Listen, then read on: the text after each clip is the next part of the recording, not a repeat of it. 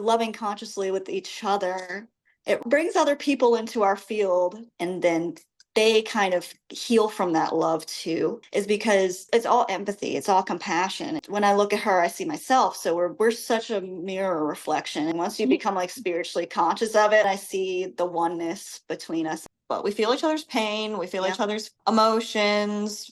It's such a spiritual relationship with her. It's very beautiful. It's so childlike. We love each other so much, and that we see each other for who we like. Every single piece of her I know, and it's just unconditional love in that way.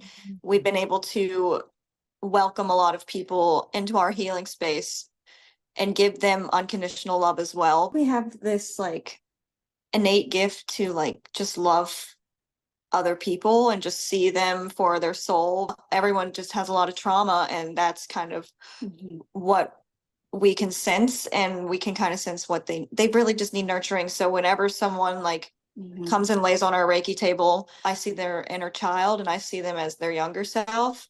By really loving them as who they are now, who they were, who they will be, there's a deep awakening happening within us, because that's where everything that's where everything is. We have this internal consciousness, this internal truth, this universe inside of us that connects to our source. Reiki is just that energy given to other people in a way where it's programmed, intentionally spread to help and heal. Healing is a dimension of consciousness. Reiki to Jessy and I it's free energy. They want to change things, but they've been stuck. So we work with them, we get them unstuck, and then we witness them grow.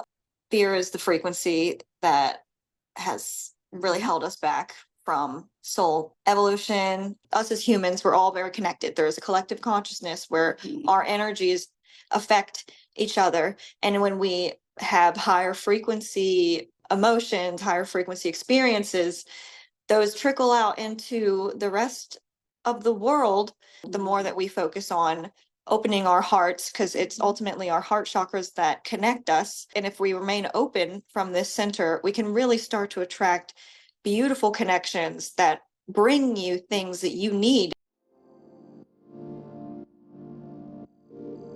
Welcome home to the Loving Consciously podcast. My name is Ameris. And my name is Eric. And if you are like us, nobody taught you how to love. We are best friends and life partners here to vulnerably and authentically share our journey while exploring the sacred realms of love, consciousness, relationships, spirituality, and all that they encompass. The intention of this show is to help you consciously relate to yourself, others, and everything else in this universe. Together, we can embody a more intentional and fulfilling way of giving and receiving love. Loving consciously. Through 8 years together, we have had the opportunity to overcome deep patterning and programming, as well as trauma related to mental health, addiction, pregnancy loss, infidelity, and immense grief. After 6 years of experiencing these challenges with no knowledge on how to heal or love each other, we separated. After us both spiritually awakening and recommitting, we formed our conscious partnership and have spent the last 2 years cultivating a divine union founded on unconditional love, devotion, and commitment to personal growth. Thank you for joining us and doing the work alongside us as we explore this beautiful world of love and consciousness to co-create a new world of love. As you courageously walk this path, remember to have grace with yourself and know that you have both the capacity to love consciously and the power to always choose love. Namaste, and welcome back to the Loving Consciously podcast. We have such an exciting episode today. If you have been following us on the show, we launched a new series last quarter called Loving with Conversations. So this is our second episode in that series for Q4, and Loving Conversations is a series with the intention of bringing on other people that are in some form of conscious relationship. Obviously, reminding you all that on this show, we are not just talking about romantic relationships. This can be family, this can be friends, it can be parent-child. In today's case, it can be siblings, and giving them a platform to talk about how they're navigating it, how they're figuring it out, because we are all figuring this out together. And, we talk about our relationship a lot. And so it's nice to have other perspectives. So without further ado, I am so excited to share that this time we have twins. We have twin sisters. Julez and Jessy are here to join us and talk about their journey together and as individuals. So, ladies, sisters, welcome to the show. Thank you. Thank you so much. I'm so Yes. excited. I'm Jessy. I'm Julez. Jessy in the black, Julie in the white. Yes, y'all are pretty hard to tell apart, but I'm getting it down. So I got it right this time. I know, it looks alike. Yeah. Yeah, so I'd love to start with introing y'all, and then we'll ask you our lovely intro question. So, y'all are the Reiki Twins, epic name. And yeah, if you would just share with our listeners a little bit like who you are, and obviously your twin sisters, but just a little background of, what has gotten you to the place that you're in now. Well,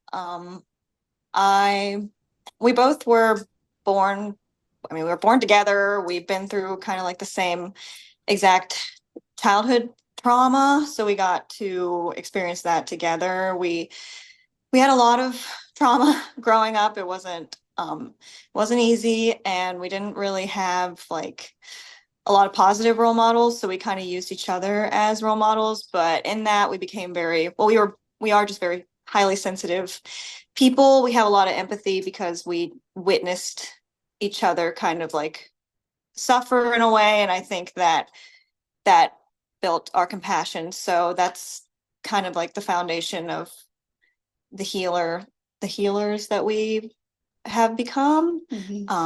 We took separate paths. We went to different colleges, and this was all pre like awakening per se, where we kind of learned more truths about this reality and other dimensional aspects of what we can't really see. And we always kind of had like telepathy. So that was like, we both were like, okay, this makes sense to us. But I ended up going into healthcare and working as a nurse, and just kind of witnessed the lack of curing issues versus like treating them, and having, I would say, clients who kind of were dependent on the pharmaceutical and Western medicine mindset, which there's other healing mindsets, there's other practices all across the world. So I think I kind of wanted to expand my knowledge with that, just because I wasn't seeing people like heal, and a lot of it I knew the root cause was like trauma, and that's not something that was addressed. So trauma is something and healing trauma is something we're very passionate about. So we started, or Julie can tell a little bit about her story, but we eventually came together after she went to George Mason. Oh, yeah. A master's. Yeah, I went to, so like after high school, it was a very like tough decision to decide to go to different colleges because, so we grew up in a family where it was just me, my sister, my mom. Our father passed when we were 4, and that was our earliest memory in this lifetime. There was a couple memories before that, but the most significant shared memory was his death. And we were both very young, and we both witnessed it happening. And that was such a deep foundation for our connection, because we knew from them that we were very, like, I would say, conscious children, but Jessy, I knew she was very smart. And we both knew our lives were going to be challenging after we witnessed that, and that kind of passed to what I call like what we lived in, kind of like a matriarchal situation with just our mother and us two. And it was very interesting to witness like the feminine energy from that space, and without the masculine, any sort of masculine balance, like external.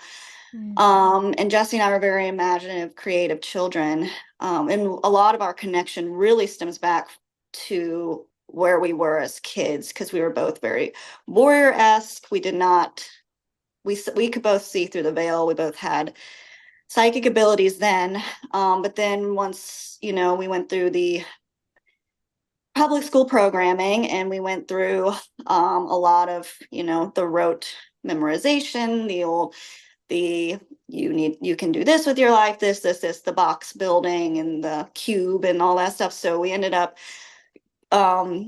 getting to a point in high school where I was like, personally, I said, I can't go to the same college as you, because I wanted Jessy she is very social. She has a very like social, a huge social like capacity for people. I mean, it's something I admire now, but then it was very much like I need to find myself in my space, in my alone space. So, and also she got better grades than me in school, and I wasn't going to apply to any colleges that I was like, I didn't want to get rejected. So I applied to the ones that I knew I was going to get into. It was basically my life. So I went to a really small school, and she went to a really big school. And then we stopped communication. That was really a lot of me. I had to do a lot of soul searching in that time. And during my time in college, I got, I would say, pretty hooked on alcohol, and I got into an abusive relationship that kind of put me in a state of deep isolation for a little bit. And then I actually like got into trouble with that situation, and Jessy was, in her college, making a lot of friends while I was over there. I mean, just suffering, like really, really, really. And I hated college. I was like, this is all, I hated it. And Jessy, yeah. Yes. And so what happened was I went through a lot, and then ended up in Northern Virginia once I graduated college. And getting through college was very hard for me, because the whole time I was like, I don't like any of this. I literally felt like just trapped in the system. I just felt trapped in the knowledge I was learning. I was like, I don't know what I'm going to do with all this, because I studied psychology. That ended up in Northern Virginia, and then I ended up working for someone who was very narcissistic. And that was when I decided I needed to work for myself, find a way to figure out how to not do the old matrix 9 to 5 situation that was like soul sucking in itself. So I went to graduate school, got a master's degree in sociology, and that was something I was extremely passionate about for a while. And that was social science research to improve the lives of others. And it focused on the structure as opposed to individuals, because I think we kind of, obviously we live in a system that's repressive in itself. It isn't just the individual's fault. So went through all that, did my master's degree, completed that. I had a job. I was studying children in schools, and I really loved that job. I felt very connected to that job. But then COVID hit, and I wasn't allowed back in the schools anymore. So as soon as COVID started, though, I mean, that's when stuff started ramping up. And I was starting to get like the downloads and the psychic drops about how the world was not going to go back to normal. As soon as they even announced like potential pandemic for this virus, and it was before they announced it. I remember exactly when it happened. I said, and I called her, because we were both in relationships. We were both in Northern Virginia, and we really didn't see each other much. What actually brought us together was Jessy kept getting sick from her job. And I was very resistant to kind of building a relationship with her in my adulthood, because growing up, we were very resource deprived. So our mother it was very programming, though. She would program in our heads that we needed to find a way to accumulate a lot of wealth really quickly, and that would be through marrying somebody with wealth or something. That was kind of like her thought process. So it was very challenging. I felt like I couldn't really connect to Jessy while I was trying to figure out how to do that. I mean, like, how do you do that in this world that's so like anti, empathy, nurturing, all those things? It was a very interesting space. But we ended up starting to just like call each other every day when like they were like, isolate yourself, blah, blah, blah, put yourself in your house and don't come out. Yes. Yes. And I just kept calling her, and we started doing research. Yep. Research. And Rabbit holes. The rabbit holes just started like opening up. It's crazy. Oh, here it comes. Yeah. Yeah, we were going down different ones, but then coming together, talking about them. And I was in the hospital when COVID started, so I was working on postpartum, and I had been ill, ill from working in that. I threw up constantly, and the masks like didn't help me. They made me very nauseous. So, I mean, I had to wear the same mask like for every shift too, because they said they didn't have enough. And then it was just a lot of crazy stuff. And then just I couldn't do night shift. I ended up like throwing up at 3 a.m. and they were like, well, you have to do night shift. So I got like a anxiety letter from a doctor, and I got a month off. But during that month, I decided to move to like Black Mountain, so right outside of Asheville. I like was really working on meditation though at this time, and I had done like mind body therapy, and it was like really coming online, like the trauma that was stored and where it was coming from, and what certain memories were coming back. And Julie and I feel like it was both happening at the same time, and we were not like in the same physical space, but Mm-mm. it was helpful to have her. But she said like, or I moved to Black Mountain, and I had made flashcards of like all the chakras, all the like essential oils and the crystals, and I was like studying this for some reason.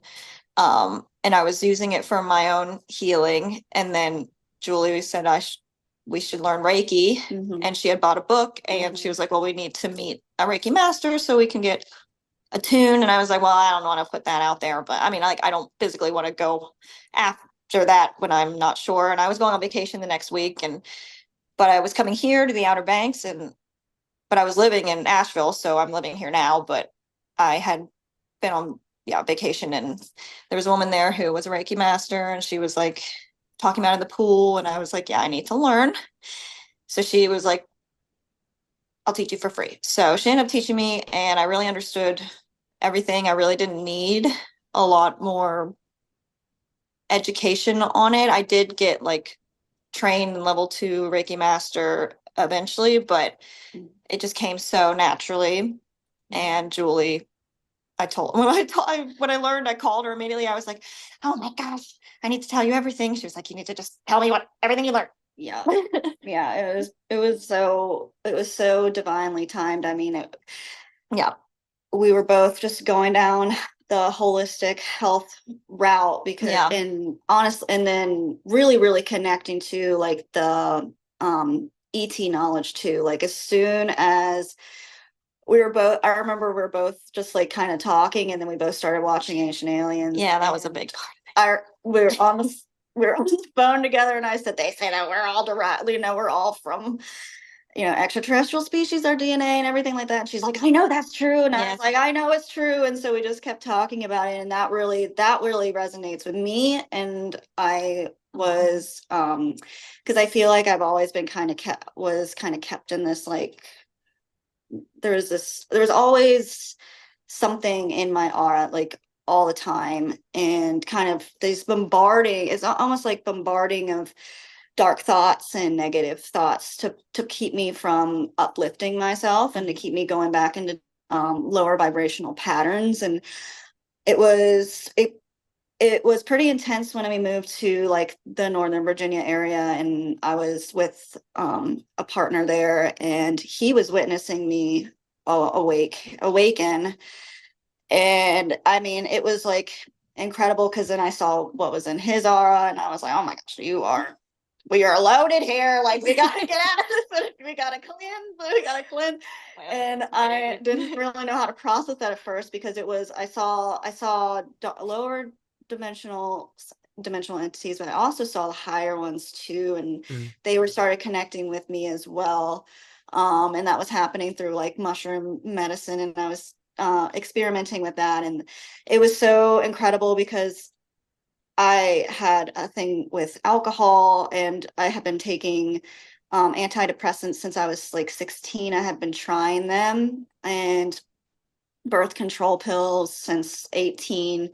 And as soon as like Jesse and I started exploring Reiki, especially, within like I like 2 weeks of being attuned, I completely quit drinking, and haven't touched alcohol in over 4 years, and stopped all the pills, everything. And then I knew Reiki was such a, I just, we felt so connected to the practice. Once she attuned me, which I felt really honored, because I saw it unfold, how Jesse was literally like led to the teacher, and then I was like, can you attune me? And she attuned me.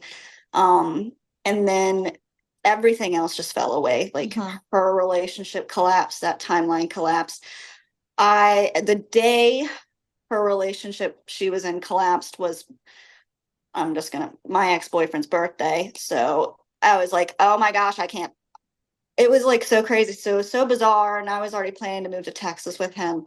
But in many ways, like that relationship had ended months before too, because of all the awakening symptoms I was receiving. I was being like consciously guided to decalcify my third eye. I was doing all of that work, and really kind of exploring my psychic abilities, opening up to my ability to past life regress, my ability to see. I can see things with my third eye, and different dimensions, and it's such an I can remote view. It's such a like a extensive part of me that all of these substances and all of these like things just absolutely like harm and disconnect me from that. So Jesse and I have had this, like, it's been very unspoken. I mean, we really don't even, it's just like this force that just like guided us to off grid. Like we really had to move away from the city, and we're in Manio, the town of Manio, which is in the Outer Banks. So the most east of this country you can get. We're a very like right on tiny island. the rim Yes, slither of of land, this country. the ocean and everything. And It's an island. Yeah. I mean, it's a popular tourist place, but there's like nobody here at this time of year. It's so peaceful, so calm. We're very isolated from a lot of things that we used to be very,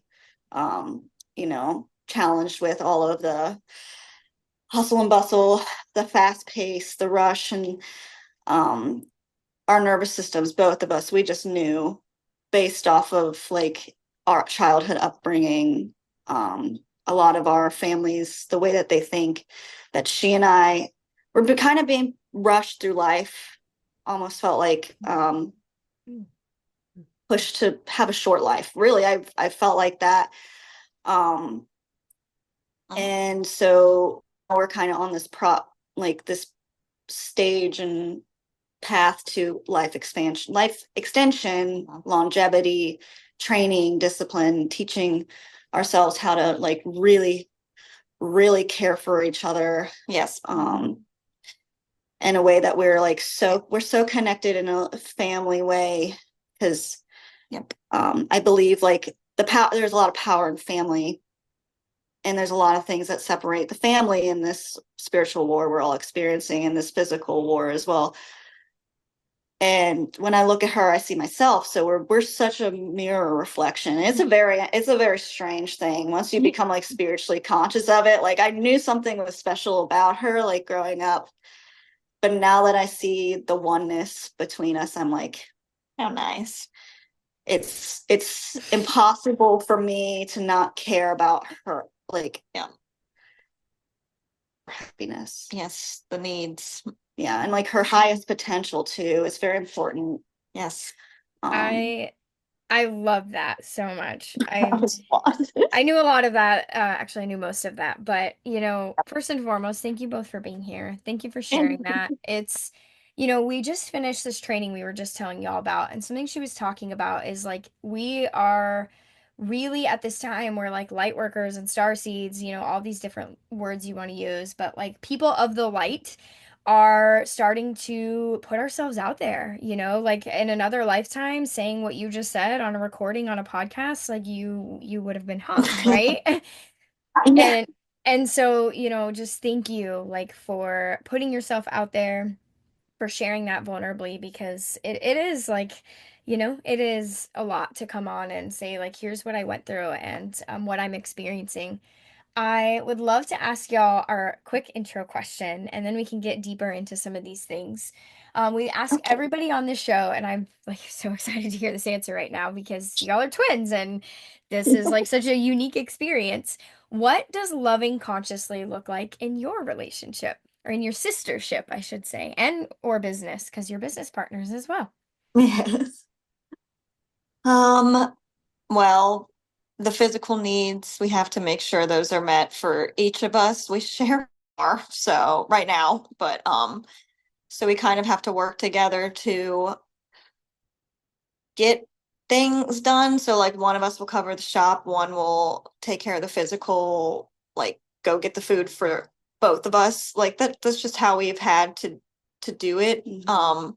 We didn't have like a father, and we love our mother, but she was a little, we're very sensitive. We need a lot of nurturing. So we've had to play like roles for each other too, almost in a way. So we've been, for the past 4 years, we've been reparenting ourselves together. But if you look into it more, there's certain, I think, powers that be that kind of affect the family unit, and it's really up to us to take control of what we went through and not really have any expectations. So, but we're blessed to have each other to work through it together. Yeah. But we feel each other's pain. We feel Yeah. each other's Yeah. emotions. We try to help each other as much as we can, while also like really working on taking care of ourselves as individuals and like getting space from each other too. But yeah, it's so like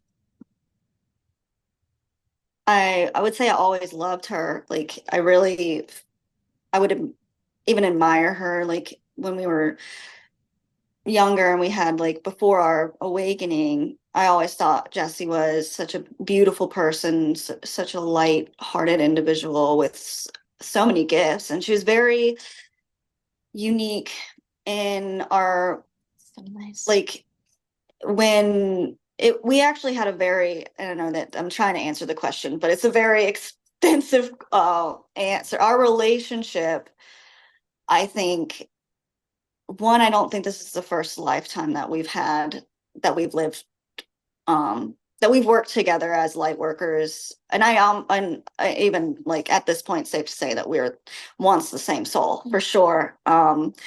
And over, an expansive time, we split in bodies, and then there's been lifetimes of separation as well, and those are very, very hard. And I would even say like the 7 years that we were separated were for me the darkest time in my life, and because she brings so much light into my life, like it was almost like going through the tunnel, the dark tunnel, and that was like the passage, and then the light came back on when I realized that she was missing from my life, and we weren't communicating in a way where we were building a family bond. And we're both black sheep in our family, so we really only keep in contact right now with our mom, and our mother is, we actually is like our, what I would even say, like our project. Like, yes, we do so much work with her. Yes, she is. And we open to it. Yes, she's open to all the experimentation and all that, and it's really fun because it's almost like two of us at a time. You really can't stop. She can't say no, can't stop it. She's never like, yeah. We both have to. Yeah, but It's a two against one. oh, yeah, it has been. And when we were together, like in high school, I witnessed like a lot of things happened for me and Jessy that like it doesn't happen for other people because of the two of us, like the energy that we brought to the space. It was a very like interesting time, and it always has to deal with working with other people. So I think the reason why, well, not one, well, not the only reason, but one of the biggest reasons why our love, like between us, the love that we share is so important to like hold up and to work on, is because the more we like, it's all empathy, it's all compassion, it's all nurturing, it's so like maternal, like in many ways. I mean, there's protection there too, like we do protect each other so much, like with the masculine energy as well. There's a lot of working with both energies, but kind of uncovering that sacred feminine energy between Mm. the two of us, and the sisterhood aspect of something that is so, I would say, lost, but so natural to our being, is seeing each other as sisters first and foremost, and almost like knowing that that's an important type of relationship to have, like, and it's a beautiful thing you get to experience. I wouldn't, so I think the love that we share, like we started off like so small, but the more time we spend together, the more people we help too. So it kind of like, with loving consciously with each other, it reflects into how like it brings other people into our field as healers and teachers and Mm. guides. And then they kind of heal from that love too. I, yeah. I we relate so Mhm. much to what you're saying because something I think we all really connected on as well is like, I mean, y'all have met us, so I don't know, you can say Yes. what you Yeah. think, but like we think we're twin flames, that same Yeah. kind of like soul split into Mhm. two thing.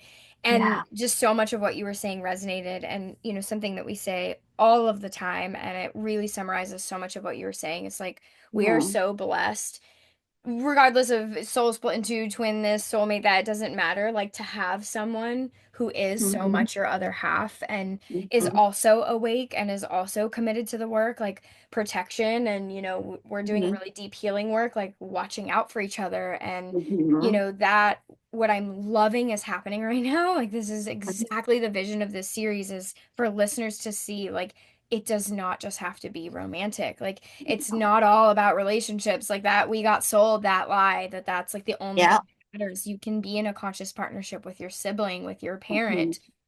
So thank you for like showing that. I know you wanted to add something. Yeah, I mean, it's beautiful. It's beautiful, the relationship that you have and the love, the deep love that you have for each other. It's palpable. And thank you again for sharing your story and to going into kind of the shared trauma that was experienced in your younger years, and how that evolved into you kind of both separating and taking and learning your own lessons, and then coming back together as you've woken up, and choosing to return to relationship, right? And so that is something that we really advocate for in this show, is the capacity to choose love, right? It's to choose returning to relationship and doing that work to be able to build Mhm. conscious partnerships with people whom we thought maybe we would never talk to again.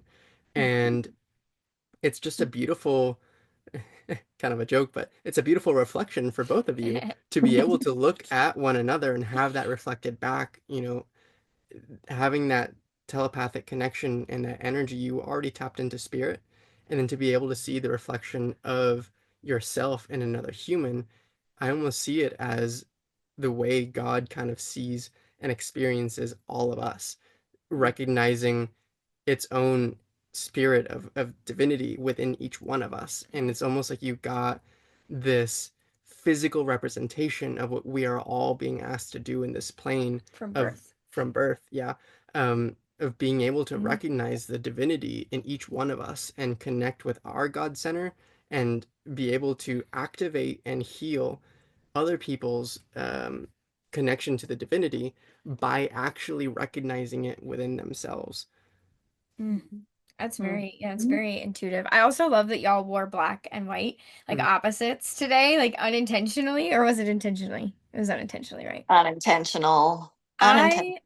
I I want to go there real quickly with this twin telepathy thing because, this is really fascinating to me, and, we have started pushing the meter on how far we're getting into talking about some stuff. So for our Mhm. listeners, it's not crazy. Like we hear all the time, right? Like in Yeah. mainstream, like twin telepathy, and they literally know and have proven twins can telepathically speak, they can feel each other's emotions, they can hear each other's thoughts, et cetera, right? We know Mhm. that. And most people hear that and they're like, "Oh, yeah, twins, they're the same." Like, okay, my brain can accept that.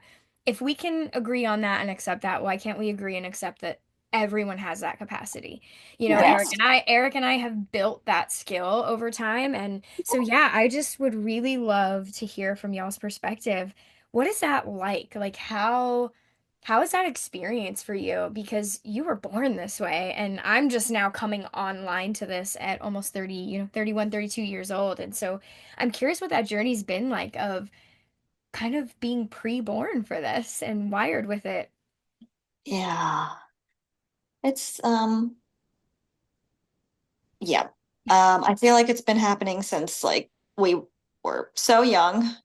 We both like we had similar fears, we had similar anxieties, and some of them like didn't really have a root cause, but we had the same exact thing. So, and we kind of, or at least I would like comfort, it was a lot of comforting each other. Yeah, that's a lot of it. Throughout, because we just knew that we knew that we were not being treated with a lot of like love and nurturing. And so we empathized with each other, and then we could just, so if somebody came around and like we had like a meter for when people were going to like Yeah.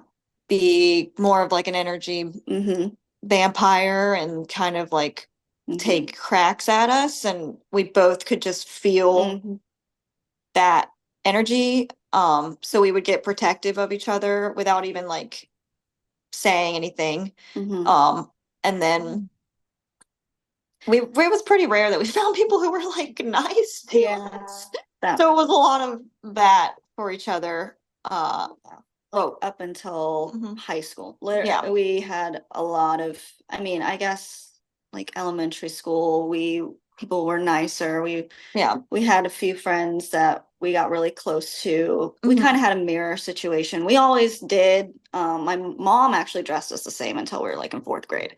So, and we're not identical. We're fraternal twins. Yeah. That's something that I'd like to. You wouldn't know. Yeah, we didn't mention that. I forgot to mention that in the beginning because you do look like most people would probably assume you were identical. Yes, everyone does. Yeah. But we're not but I mean, I don't really know. Like, such a spiritual relationship with her. Like, it isn't even like it was always spiritual, even when we were younger, because I think obviously we're both star seeds, so we're both highly empathic, and we're both multi-dimensional. So we had that dimension activated as kids, and we were very interested in like very strange, like it wasn't strange things, but very spiritual things when we were young. Like, we were very interested in Japanese manga, anime, Japan. That was our where we all, and it's so funny because Reiki is Japanese. So once that came into our lives, I was like, oh wow, like that's a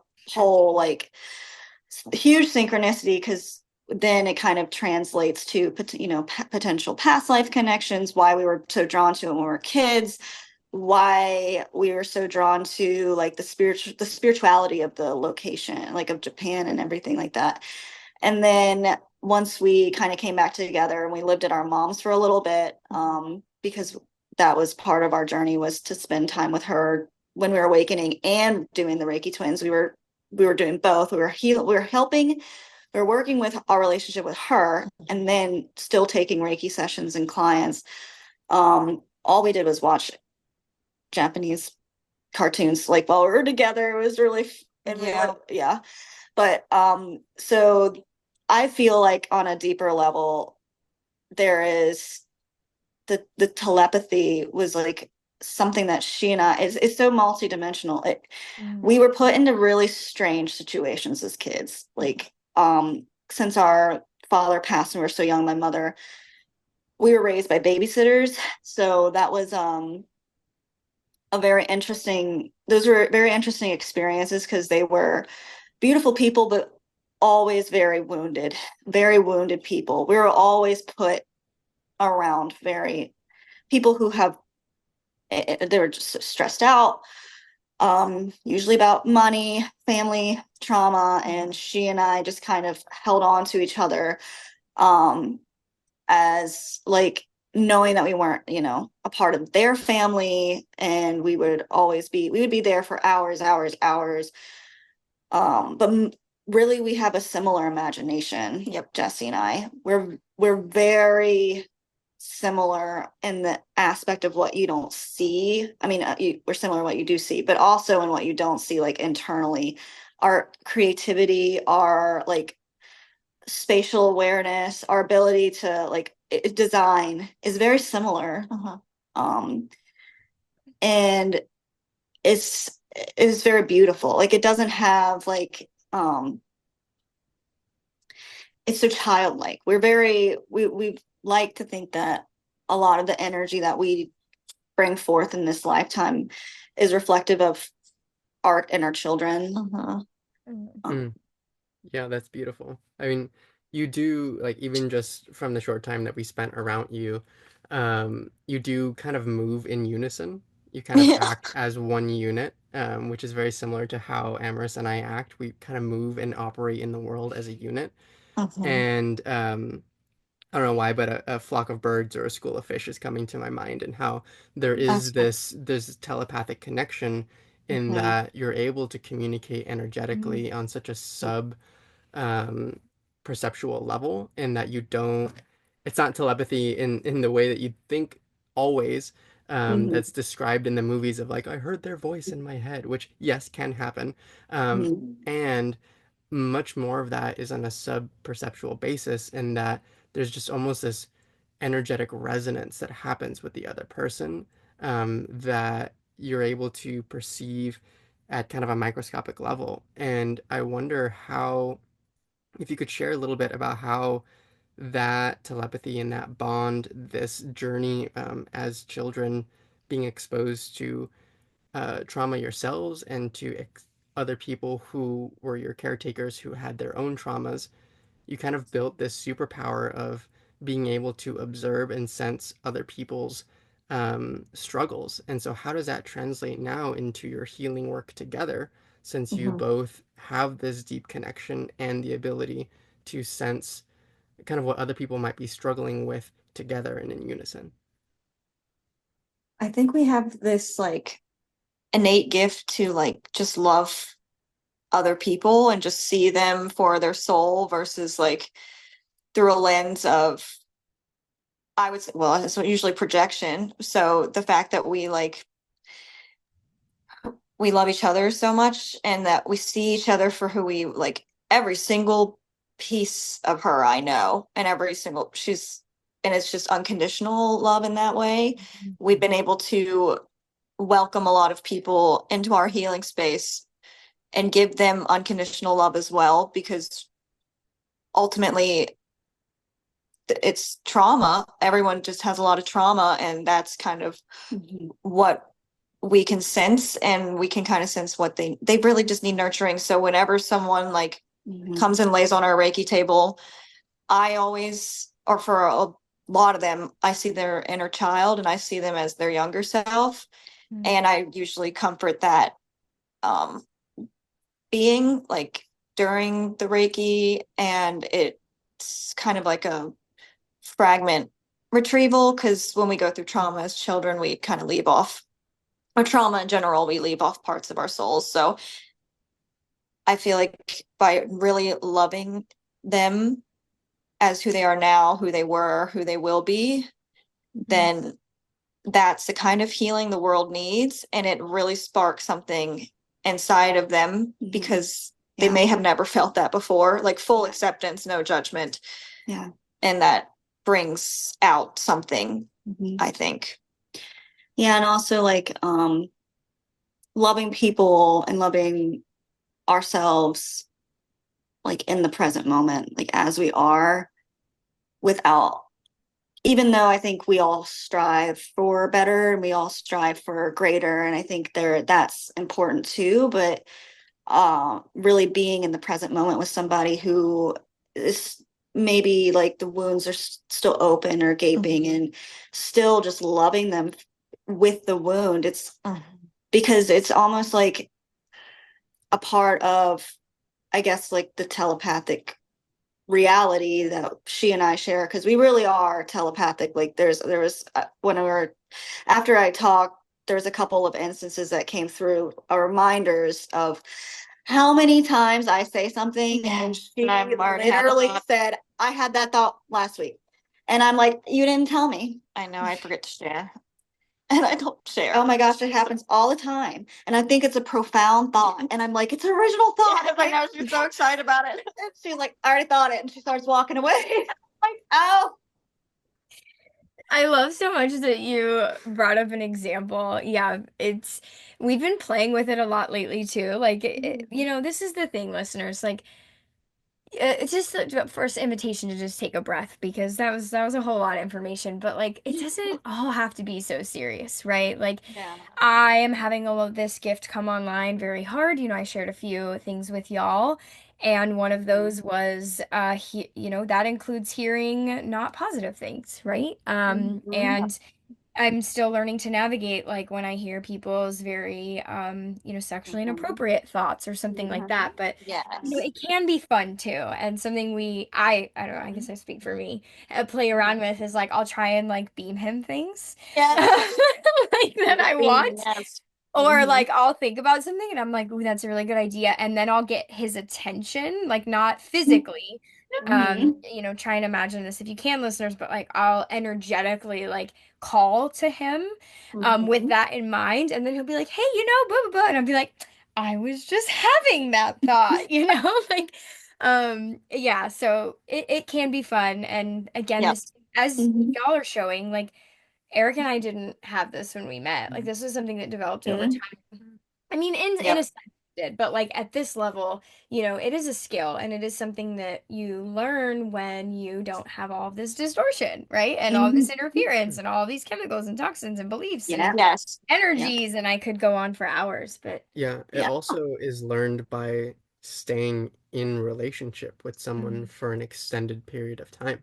Yeah. You know, in a society where lots of people are constantly moving and shifting relationships because they get activated and it's like, no, it's not me, it's you. that And was then very and we generously we put. yeah, and then we separate and we look for something externally of ourselves to fulfill ourselves rather than learning to fulfill ourselves in our existing relationships and to love in a more conscious level. If we're able to stay in relationship and focus on growth in that relationship, whether it's friendship, whether it's family, whether it's a romantic partnership, you get to do more life with that person. And so you get to perceive more. And there's almost this unification that starts to happen where, especially over the last, like, I want to say 3 or 4 years since we started this healing journey, and kind of entered in the second phase of our relationship together, we've started to have this experience of blending in that we've almost forgotten which mannerisms are whose and who started it, and we're starting to adopt and mirror each other in certain ways. I said that, and I said that was my idea. Like, where Oh, did this was your thought?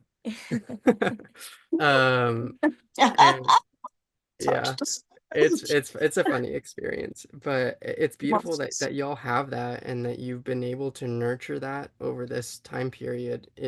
The show Sense8 comes to mind from Netflix, where people are able to connect psychically, these soul clusters, and they're able to actually move their consciousness into other people's of the same cluster's body and be able to support one another. And that's this thing is like, yes, this can be fun and amazing and light, and it's also deeply healing because when you begin to merge and connect with another person, you start to experience and almost take on some of the struggles that they're being asked to work through and being asked to heal. Yeah. And so you have a, a very unique way of being able to actually hold and support that person in their healing.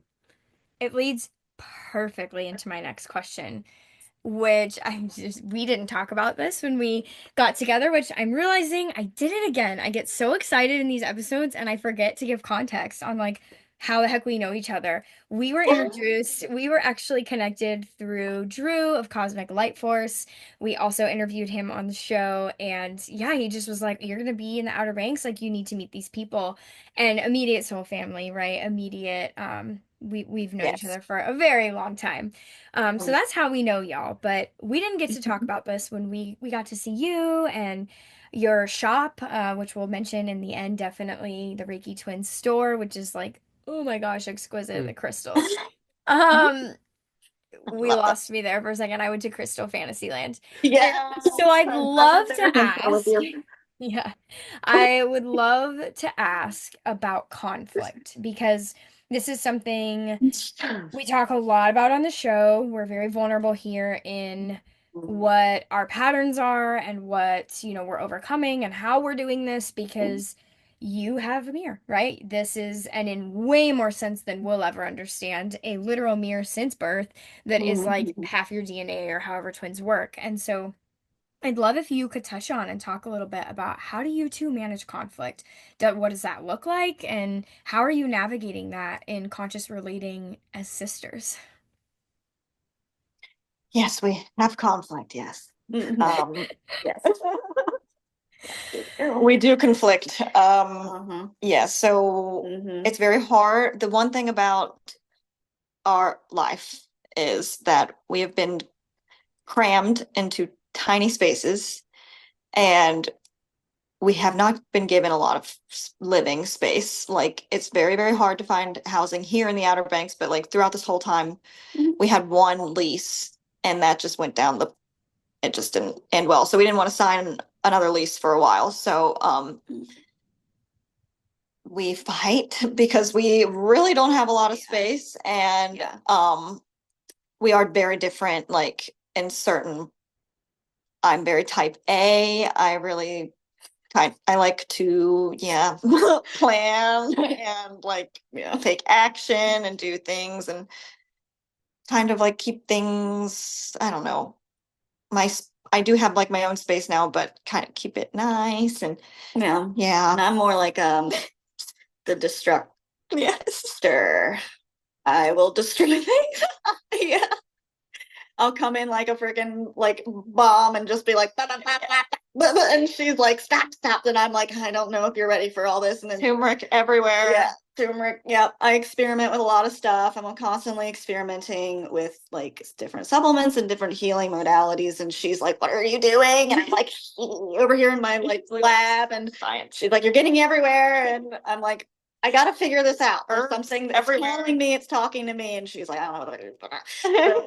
We do, and we've been put under and I don't want it to all be like this has been like a dark, hard, like so hard, so challenging, so stressful, because she and I have transmuted a lot. Very fortunate, yes. We're very fortunate, and we transmute a lot through laughter. Like, we'll have people who tell us that our laughter has a frequency. So once we start, like, and it's a communication thing that we have. So she'll laugh, I'll laugh, and they're like, you just like spoke to each other on a different level. And I'm like, yeah, because sometimes you just we have to laugh. I love Jessy's manners, and I think she's hilarious. I think she's precious, and I think she like lights up the room. There's so many it's endless love. It's an endless love. It is. And I think in many ways, like, the darkness, like, we're also, I was like, muted. I said Julez is on one today. Like, I'm odd. no, you're on one, like with the compliments and the kindness. I love it. It's very sweet. Buttering me up. Buttering me up. It's how I think about people. I never. So kind. I don't know how to like put. I don't want to. Yeah, she deserves it. Like, she's the strongest person. Like, she is the strong. She is a strong soul. Like we've been faced with some pretty interesting, pretty challenging things that I don't think anybody, like we're 29 and I don't think anybody, like even it doesn't even matter.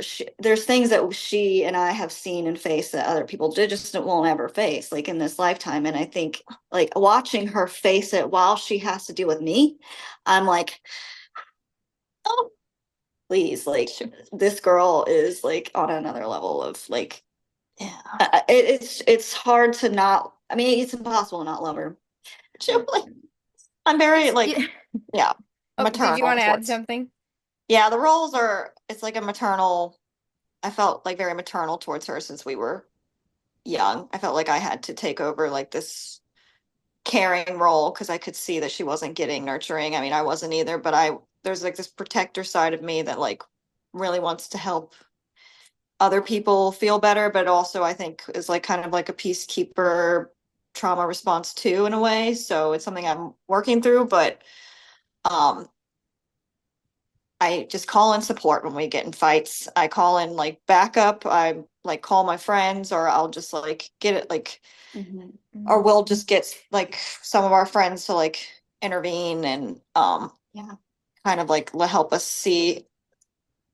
I don't need to react so much, but yeah, it's a control thing. I think most of our conflict stems from insecurity and well, unprocessed insecurity, you know, like facing our own personal wounds with, you know, our beings, and then also like responsibility too. We have like just this innate sense of responsibility for consciousness, and it isn't just like, it's not just me and her, like there's a lot of people involved in how we operate, and there's a lot of things. It's just almost like the birthplace of a lot of things comes between Jessy and I's connection and our imagination. Like I said, our creative, what is happening before it comes in the physical. There's a lot of that goes on,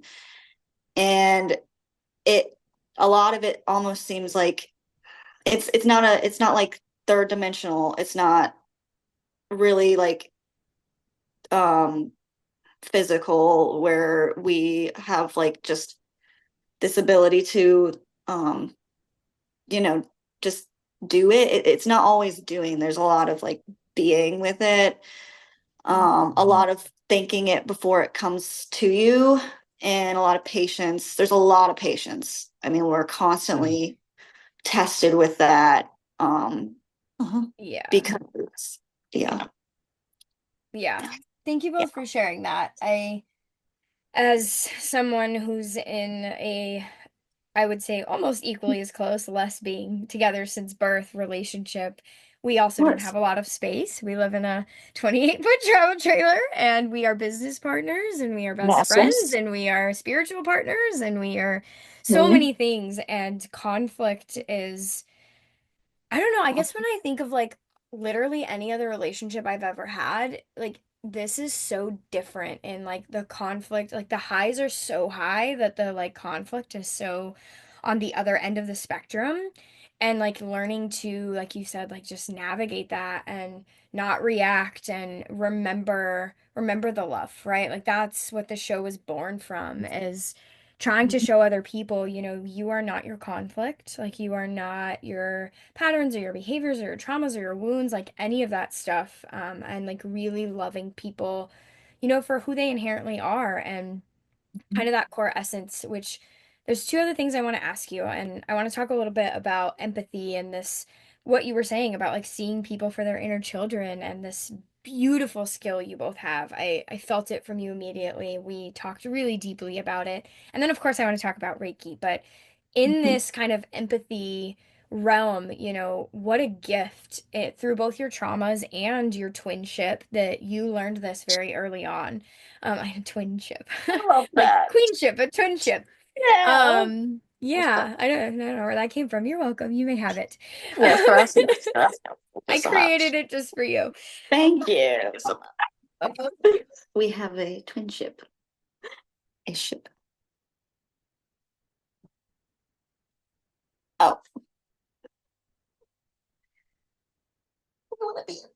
Am I being too nice to you? Honestly, I think I might not even take that out because that was wild, and I think you're gonna hear it in the sound. Our door just popped, like opened, like our and in RVs, if you're not familiar, you saw it's like a metal handle that you Mhm. have to pull, Yes. and our door just flew open. We're So running some Oh, interference wow. on the show right now. sorry about that. Back to what I was saying, It, empathy. You've yeah. had this beautiful opportunity since you were young to like really develop this skill. And what I kept hearing when you were talking was like your poison became your medicine, your poison became your medicine, right? Like for Yes. me as a child growing up, also Hmm. very challenging. And Yes. I had to Mhm. learn to be very hyper attuned to the energy, the situation, and the mood specifically of those around me. And so Yeah. through that trauma, right? That's a large word, but through that experience, I then learned to be Mhm. very hyper. I mean, like I'm another gift coming on right now is seeing auras Mhm. and seeing energies. And so like I literally see the auric and Mhm. energetic shift when someone switches into like anger or Yeah. dishonesty or fear. Like it's Yeah. immediately palpable. And Yeah. so yeah, I would love so much if you just whatever direction you want to take it, but sharing a bit about that empathy and that love because I think it's something we so desperately need in this world. And I would love for our listeners to take some of that home today. And you guys are a beautiful example of an entire lifetime of developing and honing this, seeing people's inner children and choosing love. I mean, you didn't really have a choice, right? Like you're Yeah. twins Yeah. and empathy and compassion because it's what makes you the beautiful healers you are and why you're so successful and why you're so incredible, which we'll talk about in our last question. But Oh. however you feel called to take this, I would just love to hear more of your perspective on this, empathy Hmm. lens. Hmm. Um, I think we grew up witnessing how not to treat other people just because we were bullied, we were targeted, like called out in front of our family, like consistently just like torn down. And I could feel that within me, and I knew it did not feel good. So I would never, in my head, I said, I will never want to make someone feel this way. And I stayed true to that, I believe. Sometimes, you have to set boundaries and do what you got to do, but I've never taken out any sort of like aggression or pain on other people because I'm very aware that it would be from my own pain, except some, yeah, past maybe like some experiences, but well, in college maybe, but that was like not me. Sometimes you have to go through those kinds of things, but yeah, so I just felt like I learned to do the opposite of what I witnessed. And I think that that's part of us as humans. We're all very connected. There's a collective consciousness where our energies affect each other. And when we have higher frequency emotions, higher frequency experiences, those trickle out into the rest of the world and helps in some way. And the more that we focus on opening our hearts, because it's ultimately our heart chakras that connect us, and it's where we're magnetic here. So we attract, and if we remain open from this center, we can really start to attract beautiful connections that bring you things that you need, and you don't have to worry about the way that this matrix operates, where we have to work for our needs. But really it's about our connections with other people and building a support system. And having no really family growing up to go to, we have learned to build our own family this way, because people need empathy and they can feel it and they start to really grow from it. And then it's kind of like a pay it forward effect. So I think that kindness is so important. I think it can really like shift us out of a lot of things. And that's something that I think that this reality could really use more of, and a message that they could need to hear. So yeah. Yeah. I agree. Oh, you agree? Yeah, Yes. That's adorable. The you know from what you just shared, Jesse, and then Jules, what you shared earlier when you were talking about the healing and holding people in unconditional love, Mhm. I'm starting to see this pattern between the both of you in that you're able to really hold somebody in their most innocent presence, right? To be able to see someone's inner child regardless of what's on the surface. That's a Mhm. very potent healing medicine because, in this partnership, Mhm. it's been a lot of reclaiming our inner children. And when I can see my partner, no matter how they are expressing, as the inner child, it immediately depolarizes any sort of reaction within myself Yeah. to kind of add fuel to the fire and to be able to move into this caretaker and kindness role that the Divine Mother and the Divine Father play in our experience, right? Um, and to be able to hold her in a space of healing. And for us, similar to you, it's been this like deep, deep unconditional love. Mhm. And that, I think, by itself is the most potent medicine that Mhm. either of us have ever experienced. Because Mhm. when my partner held me in unconditional love, when Mhm. I Mhm. um, when I came to and came conscious and Mhm. realized the negative patterns that were in my experience, the addictions that I was facing, the true pain that I had caused my partner, and to see them be able to see me and my pain and how essentially I was just acting out of all my previous programming and hold me in a space of unconditional love, there was nowhere for the ego to go, right? There's no like, you can't love me right now. Like, what's it gonna fight, you know? And what Mhm. that's the deepest healing that we've found is being able to just completely depolarize the defense mechanisms that are present in our minds by just Mhm. holding the space of unconditional love and Mhm. grace. And I see Mhm. that from both of you in how you interact with each other, how you interacted with us in the space while we were physically together, and Mhm. how it seems you approach your clients as well. Mm. Yeah, that's so true. Leads us perfectly into our last question. I'm Mhm. not gonna lie, like as you were talking, I was like, oh, that's really attractive. Thank you Mhm. for that Yes. reflection and just what you were saying. Yes. Just Yes. so proud of how far we've come, and I'm sure you two Yes. share that moment a lot as well. Like this work is Yeah. challenging, and Uh, like we are. I say light warrior. I don't say light yes. warrior, You are. and Yes. like Yeah. we We are are. Yes. warriors, and it's like Yes. Yes. what does a light warrior mean? It literally just means someone who's like doing the work and choosing Yeah. love and whatever that looks like. You don't have to use the words we use to bring more light into this world and into your Mhm. heart and into the collective. And so it leads us perfectly to Reiki because I was kind of, and you can fact check me, my brain's a little fuzzy. Like, our very, very first awakening experience was our first time with LSD, where we like literally saw oneness, but we were Mhm. so asleep. It was like, wow, that was cool, and then forgot it the next day. But Yep. what actually truly like started our awakening journey was stumbling on Reiki when like he was massaging me and we had connected with cannabis and it was like Mhm. what is like an energetic experience started happening, and we are really big about Reiki. I know you feel really called to it. We do a lot of it, we receive a lot of it, and I would love so much, I feel like Reiki is kind of Reiki and acupuncture. They feel like the two things that are bridging the gap, Mhm. of like, I don't want to use this word because I don't know any other word, but like normies and like Yeah. people who exist in the matrix and the Western medicine and aren't super spiritual or aren't really tapped into energy because that's really all any of this is.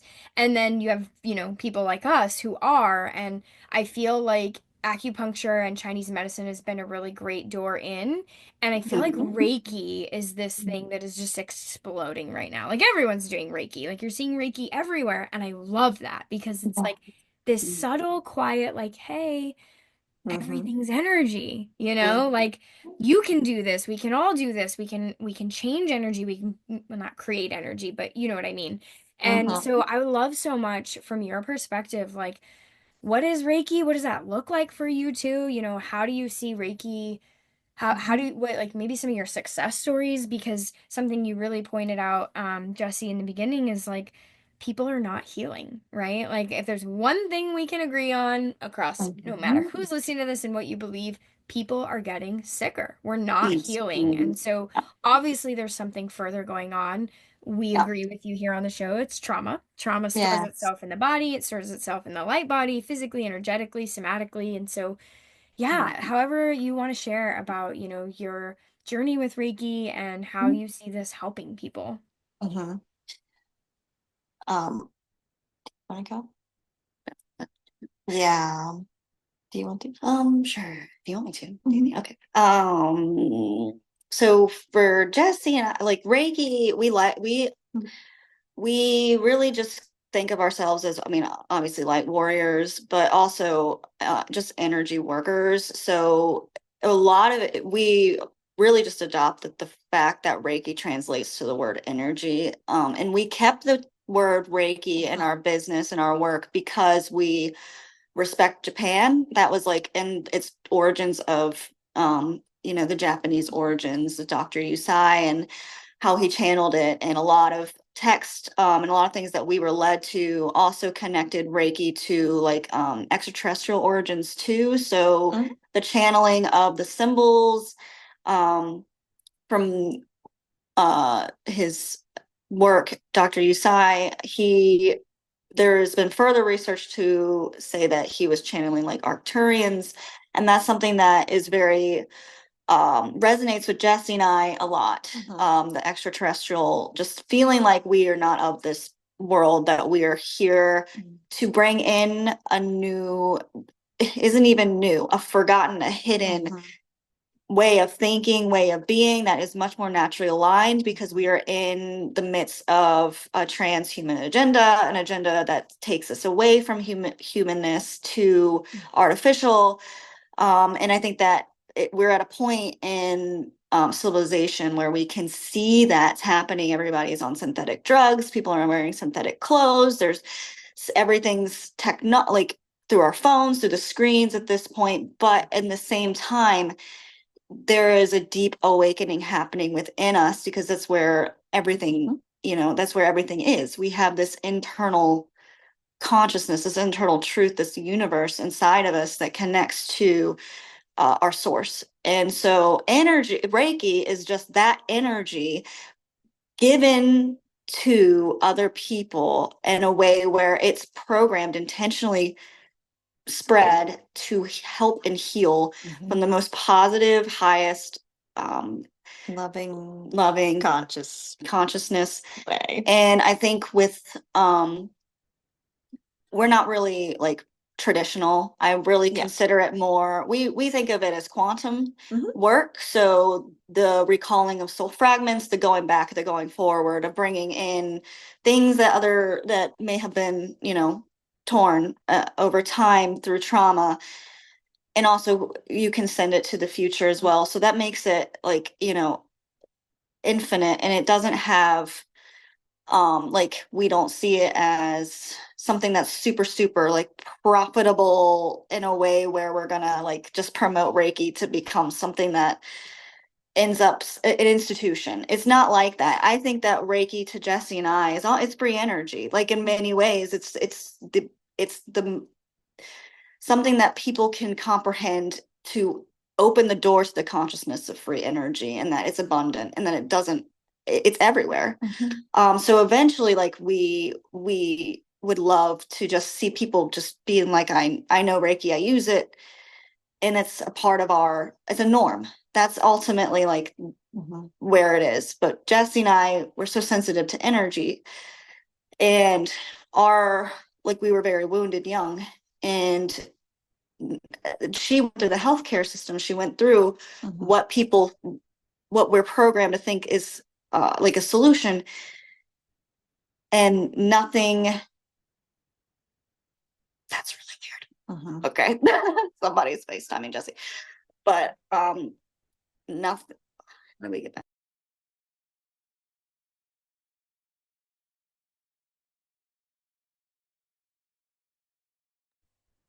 I'll come back in. Chop it out. We have a short intermission as we have lost the twins. Intermission. We are Awaiting the transmission to return. Do, do, do.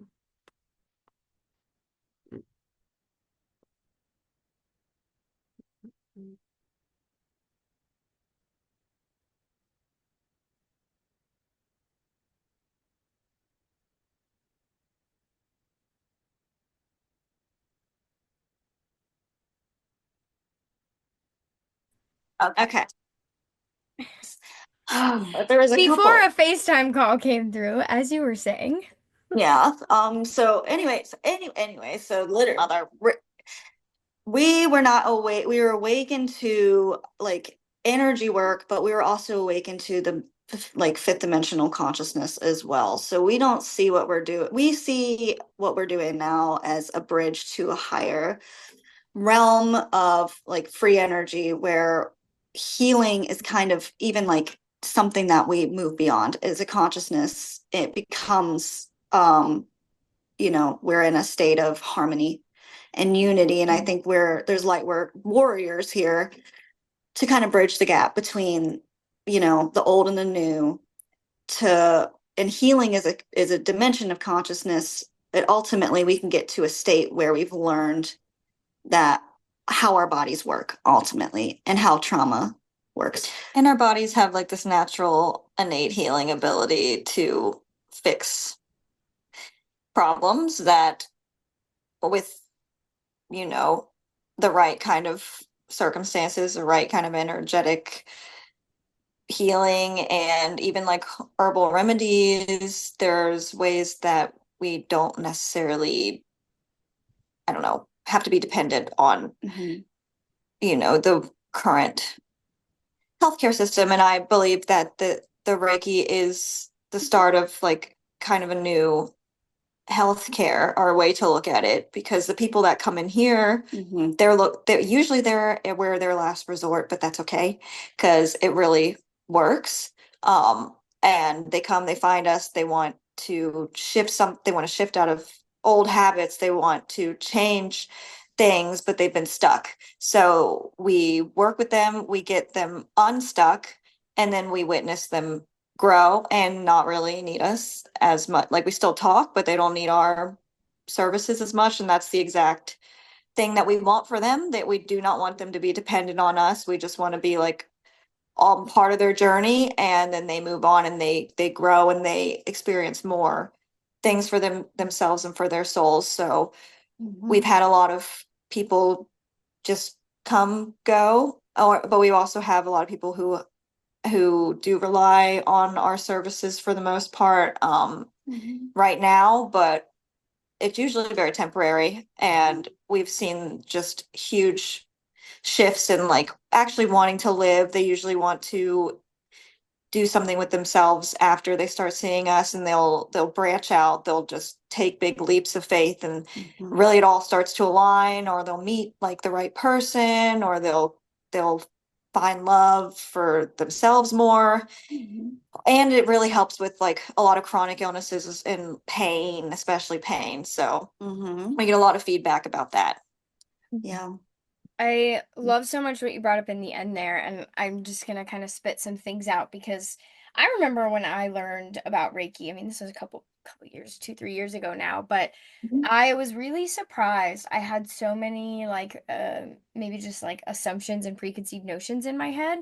Yeah. Like for example, this can be done across time and space, right? So like Yes. you don't even need to be on a Zoom with me. You can send me Reiki. Yes. Yes. You can do treatments, over Zoom, which is amazing because as we saw with the events of 2020 and on, we're in a much more digital world now. And so, Yeah.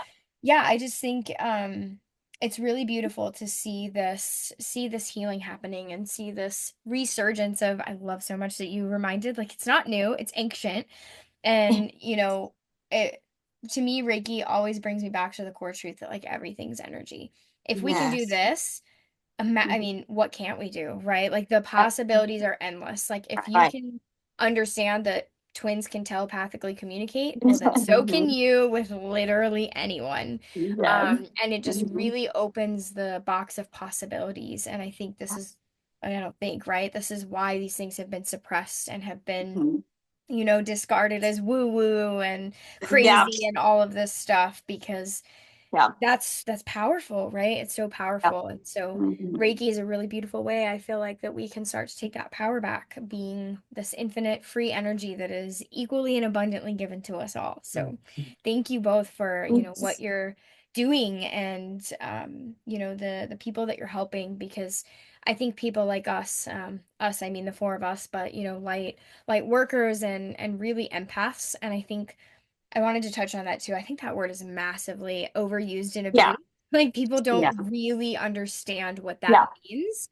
Yes. Mhm. Like, oh yeah, I'm an empath. Like, I feel Yeah. people's feelings, and it's so much more than that. Yes. And being an empath, like, we are, I feel like, the chosen ones. Something beautiful I heard recently was the chosen ones are the ones who chose, which, well, that was amazing. Thank you, Z, for your Yeah. star for that. But we Yes. are the ones that are called to heal Mhm. those things, right? Like, and Yeah. I don't know why this is coming to my mind. I feel like it's a really good example to use, but like child trafficking or child Oh abuse, yeah. sexual Mhm. abuse, like maybe not even just on children, like those Mhm. people need healing too, right? And it's Yes. like you can only really truly meet those people and heal them when you are in the frequency of empathy and compassion, because Yeah. we all were children, we all were innocent at some Yeah. point. And so I feel like the way forward for humanity is remembering that. And for people like us, getting out there and being Mhm. able and willing to hold space for everyone, right? We all need love. Like, Yeah. that's the core Mhm. basis of this show, is if we're going to heal, we're all going to do it together. So Yeah. Yes. thank you for Yeah. Exactly. your part in that healing. Do you have anything you want to add Oh before I yeah. close this out? Yeah, absolutely. I mean, what you've just shared is essentially the fact that, and because energy unites us, we have the capacity to heal on these quantum levels. And the beautiful part about what y'all have done with your practice specifically is that there is definitely a focus and an emphasis on actual healing and allowing people to move on versus the Mhm. dependency that most people experience with the Western system, which is holistic healing, right? It's yes, it's an umbrella, but really what it is finding the core root of whatever is causing a distortion in your life, healing it and moving on, right? Not taking a pill for the rest of your life. Mhm. Yes. And when we do this type of healing work, you learn, it was through healing my partner that I learned how to find healing within myself, Mhm. and it's almost like there's this dance and this balance between those of us who've been called to this higher level of healing and those who are seeking healing work, in that you go and you experience this deeper level of healing and it actually activates the healer within you, and then you Mhm. are then able to go out into your community and do healing in your own relationships and within your own self, and then on a Mhm. higher level, when we all get to that point, to be able to actually send this unconditional love and this energy for these states of consciousness in the collective, the sexual perversion state of consciousness, the war Exactly. consciousness, the Yeah. slavery consciousness, Yeah. and to be able to hold that consciousness in our awareness with Yeah. unconditional love and actually do healing work for Yes. all of us as a species. And Yes. it's just, there's just no end to it. And when we all come back to the true and real alignment of who we are as humanity, and we Mhm. come back together in union and be able to consciously relate with everything around us, Yes. that's our natural state of being. Yeah. It's all unconditional love. And then Yes. that we find ourselves no longer needing healing because Yep. the healing's been done and we can just live from that place of unconditional love. Exactly. Exactly. Why we do what we do. Mm. Yeah. I also love, thank you for sharing the darkness of your experience too, because we've come on and we've shared a lot of our story, Yes. Good. and the conflict that can arise in our partnership. But Yes. sometimes conscious relating gets glorified in this space of like, oh, I'm just gonna go get in a conscious relationship and we're Yeah. gonna be happy 100% of the time. Spiritual ego even got me just the other day. I was like, I want us Mhm. to be happy all the time. Yeah. It's like that. I'm was like, I don't. It's like, it's actually, beautiful to have these catalysts and to continue it is. growing and to be able to unconditionally love whoever you're in relationship with allows you to live out these catalysts to their full extent and actually learn the lessons and actually grow. It's not about achieving a relationship that has no conflict. It's about being able to return to love in the relationship that you have, regardless of what comes up, and continue learning and continue growing together. It's very important. Very important. I love you guys so much. Love you. I'm so glad you came here, and what a beautiful, unique. I don't know personally, I'm not saying they don't exist, but I don't know any other light worker starseed twins.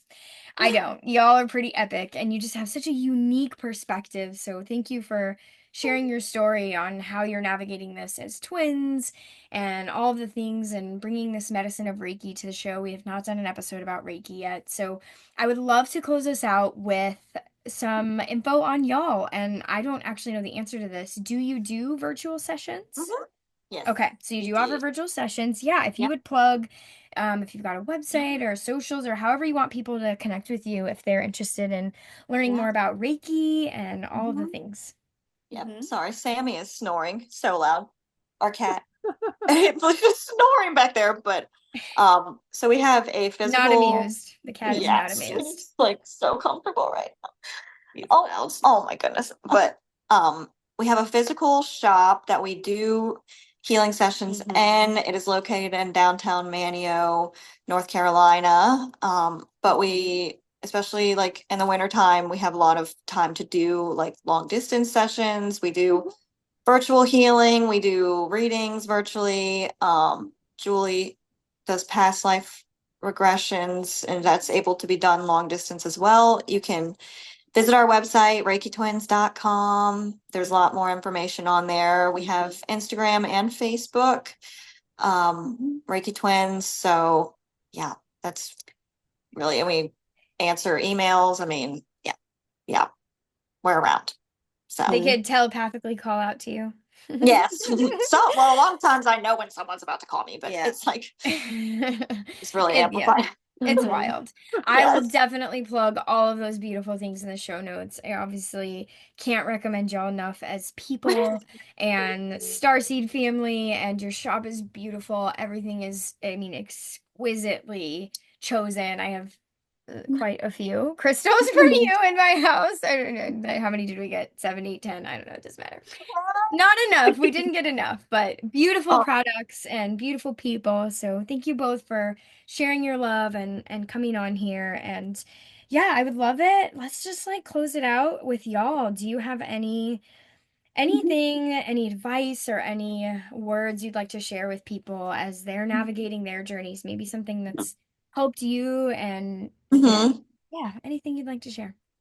I think like going back to like talking about us sharing the dark parts, and seeing the darkness is important, and like really, and not necessarily like being in that space all the time, but there's a lot of illumination that absolutely needs to happen in that space of shadow, of